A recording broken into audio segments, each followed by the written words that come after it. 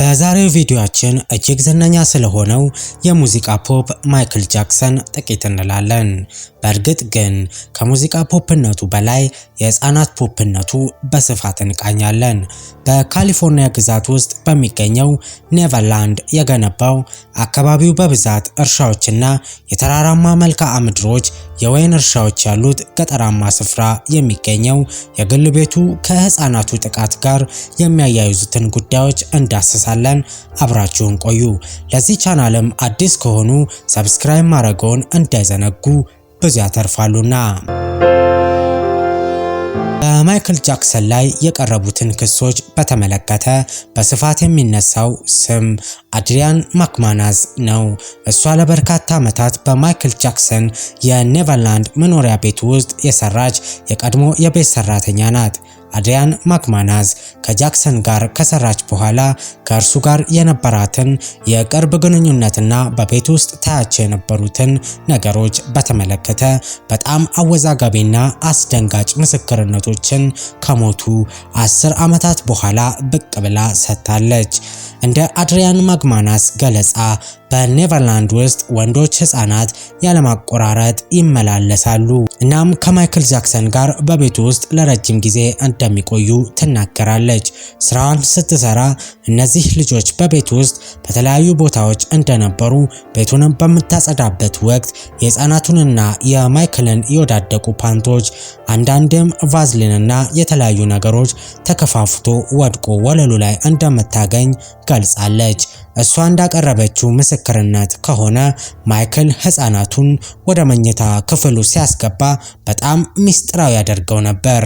ለብዙ ሰራተኞች ወደ ጃክሰን የግል መኝታ ቤት መግባት የተከለከለ ነበር። አድሪያን ማክማናዝ ግን እኔን ያምነኝና እንደሚያምነኝም በተደጋጋሚ ይነግረኝ ነበር። ለዚህም ነው መኝታ ክፍሉ እንዲገባ ሚፈቅድልኝ ትላለች።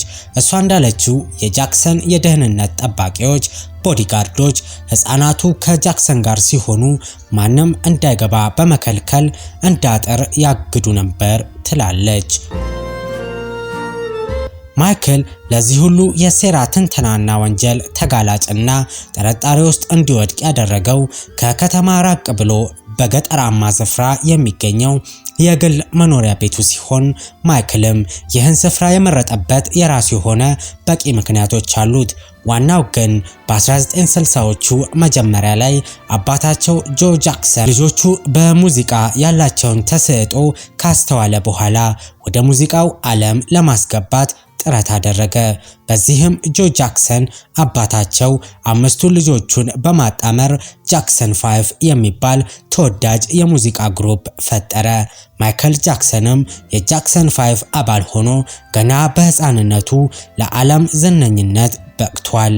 ማይክል ገና በ5 ዓመቱ ነው በሙዚቃው ዓለም ውስጥ የተሳተፈው።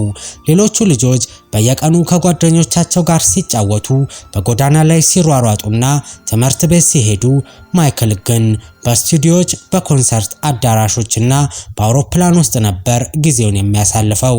መጫወቻ ሜዳ ሳይሆን መድረክ ላይ ነበር የኖረው። አባቱ ጆ ጃክሰን ለልጆቹ እጅግ ጥብቅና አንዳንድ ጊዜም ጨካኝ አስተዳዳሪ ነበር። ማይክል እንደተናገረው አባቱ ለትምህርት ወይም ለልጅነት ጨዋታ ምንም አይነት ቦታ አይሰጥም። ትኩረቱ ሙሉ በሙሉ በልምምድና በስራ ላይ ብቻ ነበር።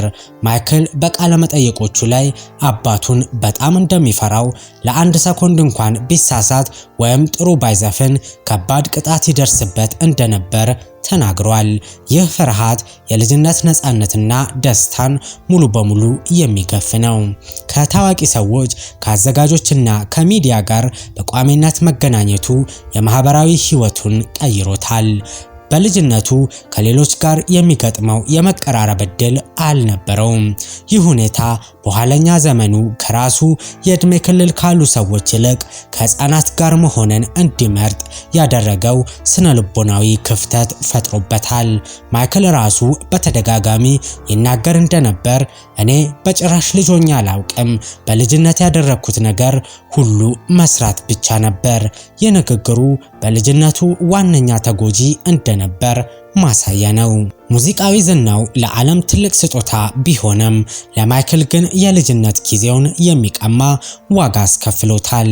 ይህ የልጅነት ጊዜ ጦት በኋለኛ ህይወቱ ኔቨርላንድን እንዲገነባና ህፃናትን እንደ መሸሸጊያ እንዲጠቀም ያደረገው ዋና ምክንያት ነበር። መኖሪያ ቦታው የሚገኘው ሎስ አሊቮስ ከተባለች ትንሽ ከተማ አቅራቢያ ሲሆን አካባቢው በብዛት ተራራማና እርሻዎች ያሉት ገጠራማ ስፍራ ነው።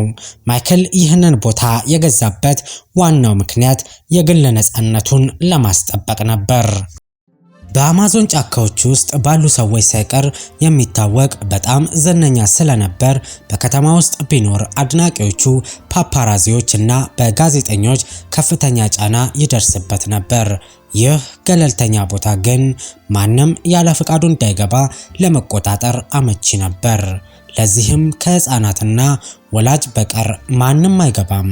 ይህ የራሱ ዓለም ለመፍጠር ያሰበውን ግዙፍ የጨዋታ ቦታና መናፈሻ፣ መካነ አራዊትና የፊልም ማሳያ አዳራሽ ለመገንባት የሚያስችል ሰፊ መሬት በከተማ ውስጥ ማግኘት ፈጽሞ የማይቻል ነበር። ይህ የኔቨርላንድ ለብቻ የመሆን ባህሪ ነው አንዳንዶች በቤቱ ውስጥ ተፈጸሙ ለተባሉ ድርጊቶች ወይም ሚስጥራዊ ክስተቶች ዋናው ምክንያት ነው ብለው እንዲያምኑ ያደረጋቸው። ምክንያቱም በቤቱ ውስጥ የሚፈጠረው ነገር በውጪው ዓለም ህግ ወይም በሰዎች ክትትል ስር አልነበረም። ኔቨርላንድ ማይክል ጃክሰን ከሚወደው የዝናው ዓለም ጫና አምልጦ ራሱን የሚያገልበት የራሱ ምሽግ ነበር ማለት ይቻላል። በሺዎች የሚቆጠሩ ቤተሰቦች ልጆቻቸው ማይክል ጃክሰንን ስለሚወዱ ከእርሱ ጋር እንዲገናኙ ወይም እንዲተዋወቁ ይፈልጉ ነበር። ልጆቻቸውንም ለማስደሰት ሲሉ ወደ ኔቨርላንድ ይወስዷቸው ነበር። ማይክል የበጎ አድራጎት ስራዎችን ይወድ ነበር። ካንሰር ወይም ሌላ አደገኛ በሽታዎች ያሉባቸውን ህፃናት፣ ከደሃ ቤተሰብ የመጡ ልጆች፣ አካል ጉዳተኛ ህፃናትን ወደ ኔቨርላንድ ጋብዞ እንዲጫወቱና እንዲዝናኑ ያደርግ ነበር። ይህ ብዙ ወላጆች ልጆቻቸውን ከጃክሰን ጋር እንዲገናኙ እንዲፈቅዱ ያደረገ ዋነኛ ምክንያት ነበር። በወላጆች እይታ ማይክል ጃክሰን ለህፃናት ደግ የሆነ ባለጸጋ ተደርጎ ይታይ ነበር። የህፃናቱና የማይክል ግንኙነት ሲታይ መልካም ቢሆንም እንከን አልባ አልነበረም። ህፃናቱና በርካታ ወላጆች እንዲሁም እንደ አድሪን ማግማናስ ያሉ የቤት ሰራተኞች ሳይቀሩ በተደጋጋሚ ማይክል ህፃናቱ ላይ ጾታዊ ጥቃት ያደርስባቸው እንደነበር የምስክርነት ቃላቸውን ሰጥተዋል። ሆኖም ግን መረጃዎች ተጣርተው ማይክል በሁሉም ክስ ነፃ ሰው ተብሎ ተፈርዶለታል። አንዳንዶችም እሱ ዝነኛና ባለሀብት ስለሆነ በገንዘብ ደልሏቸው ነው ቢሉም በእርሱ የሚተማመኑና ሽንጣቸውን ገትረው የሚከራከሩለት አድናቂዎቹ አእላፍት ናቸው። የዚህ ቻናል አባል ካልሆኑ ሰብስክራይብ አድርገው ይቀላቀሉን። ቪዲዮንም ከወደዱ ላይክ ማድረጉን እንዳይዘነጉ። ሐሳብ አስተያየቶንም ኮሜንት ላይ ያጋሩን። አበቃን።